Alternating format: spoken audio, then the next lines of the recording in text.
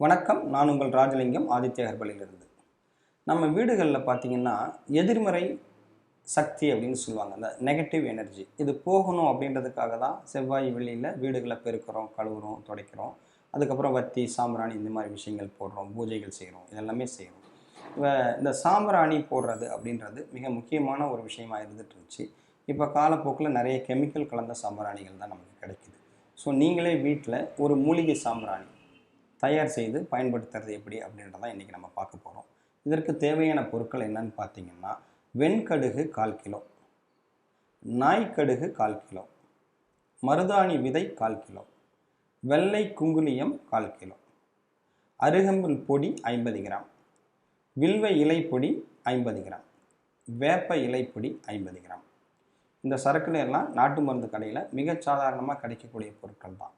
இதை வாங்கி இந்த வெள்ளை குங்குலியம் மட்டும் என்ன பண்ணுங்கன்னா நல்லா பவுடர் பண்ணிக்கோங்க. பவுடர் பண்ணிவிட்டு மற்ற எல்லா சரக்குகளையும் இதோட கலந்து வச்சுக்கோங்க.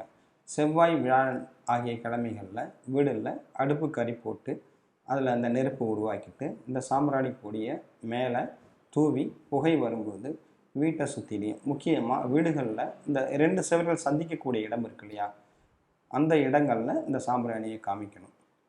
வீடு ஃபுல்லாகவும் ஒரு ரூம் இருக்குன்னா ஒரு ரூமில் 4 மூலையிலையும் சாம்பிராணி கண்டிப்பாக காமிக்கணும். இப்படி 48 நாள் நீங்கள் காமிச்சிட்டு வந்தீங்கன்னா, ரொம்ப நாளாகவே எனக்கு பிரச்சனையாகவே இருக்குது, ஃபினான்ஷியல் ஸ்ட்ரகிள் இருக்குது, இந்த மாதிரிலாம் சொல்லுவோம். இது எல்லாத்துக்குமே மனம் தான் காரணம். மனம் ஒரு விஷயத்தில் ஸ்ட்ராங்காக இருந்துச்சு, ஒரு விஷயத்தை சாதிக்க தயாராகிடுச்சுன்னா கண்டிப்பாக எல்லா விதமான எதிர்மறைகளும் நீங்கிடும். அப்போ அந்த மனதையும் இந்த வீட்டினுடைய சூழலையும் இந்த சாம்பிராணி மாற்றும். தொடர்ந்து 48 நாள் பயன்படுத்திட்டு வந்தீங்கன்னா கண்டிப்பாக உங்கள் வீட்டில் ஒரு பாசிட்டிவ் வைப்ரேஷன், நேர்மறையான ஒரு சக்தி அலை உருவாகும்.